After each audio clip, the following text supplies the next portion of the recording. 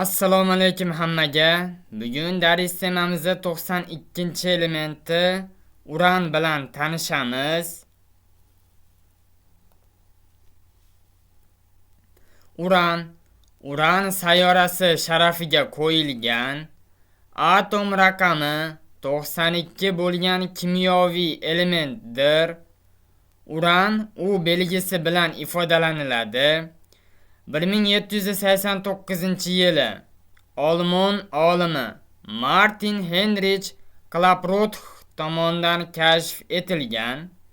Xarakteristikasi: atom raqami 92, atom massasi 238, normal sharoitda uran qattiq, rangi kulrang, klassifikatsiyasi metal, elektromanfiyligi 1,2, qaynash temperaturasi 4200 Kelvin yoki 3927 Selsiyda bo'ladi.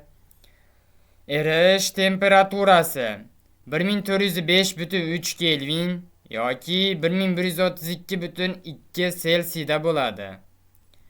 Zichligi 19,1 gram taqsim santimetr kubni tashkil etadi.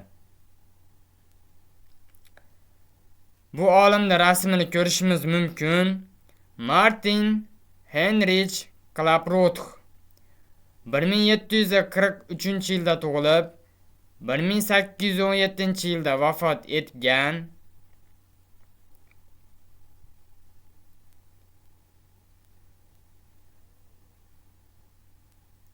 Uranda kristal panjarasi mana shunday tuzilgan bo'ladi.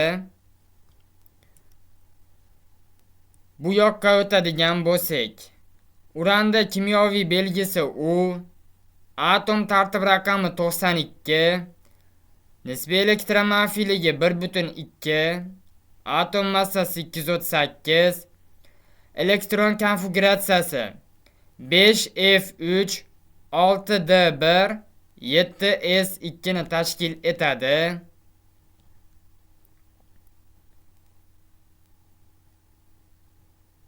Tasvirini ko'rishimiz mumkin. Tasvirida uran kukunlari massasi 0,1 gramni tashkil etadi.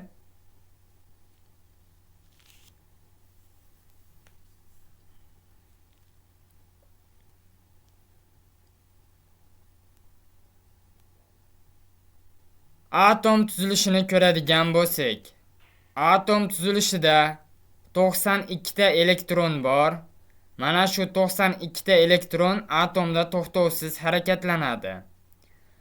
Atom markazi proton va neytrondan tashkil topgan bo'lib, 92 ta protoni bor va 146 ta neytrondan tashkil topgan bo'ladi.